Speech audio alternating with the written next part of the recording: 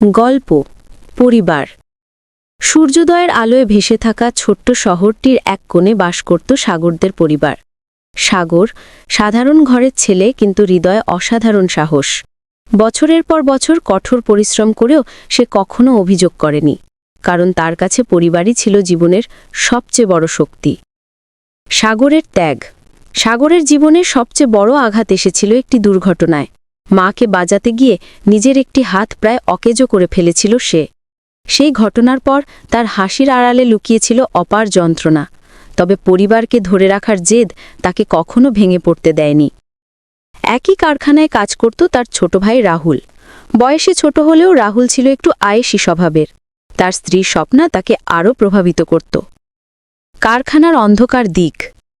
বিয়ের পর থেকেই স্বপ্নার চোখ পড়ে কারখানার পণ্যের দিকে।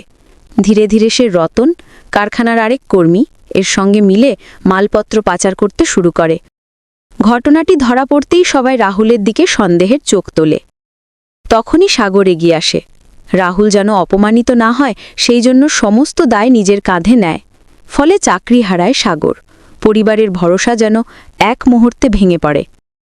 হতাশা ও অপমান। এই সময়ে সাগরের মা গুরুতর অসুস্থ হয়ে পড়েন। চিকিৎসার জন্য দরকার হয় অনেক টাকা। মন ভারী সাগর রাহুলের কাছে সাহায্য চাইতে যায়, কিন্তু রাহুল, যার জন্য সে নিজের চাকরি হারিয়েছে, ঠান্ডা গলায় তাকে ফিরিয়ে দেয়। শুধু ফিরিয়েই দেয় না, অপমানও করে। খালি হাতে ভাঙা হৃদয় বাড়ি ফিরে আসে সাগর। সাগর ও পাখির সম্পর্ক। সাগরের জীবনে একমাত্র আলোর দিশা ছিল পাখি, একটি স্নিগ্ধ মেয়ে যে তাকে ভালোবাসত নিঃস্বার্থভাবে। পাখির বাবা ছিল কঠোর কিন্তু ন্যায়পরায়ণ মানুষ। তবে পাখির মা নিশা বোস সাগরকে পছন্দ করতেন না। তার মনে ছিল অহংকার এবং দম্ভ। সেই সুযোগটাই কাজে লাগালেন পাখির মা। তিনি সাগরকে প্রস্তাব দিলেন, মায়ের চিকিৎসার জন্য প্রয়োজনীয় টাকা তিনি দেবেন, কিন্তু শর্ত একটাই, পাখিকে ভুলে যেতে হবে। সাগরের দ্বিধাভরা চোখে তখন একটাই চিন্তা, তার মায়ের জীবন। অভিযোগ, অপমান ও সত্য উন্মোচন। এদিকে রাহুলের টাকা হারিয়ে যায়। রাহুল ভাবে সাগরই চুরি করেছে। আবার শুরু হয় অপমান, গালিগালাজ। কিন্তু সত্য হলো সাগর নয়, তাদের বাবা টাকা নিয়েছিলেন, তাও চুরি করে নয়, ধার হিসাবে।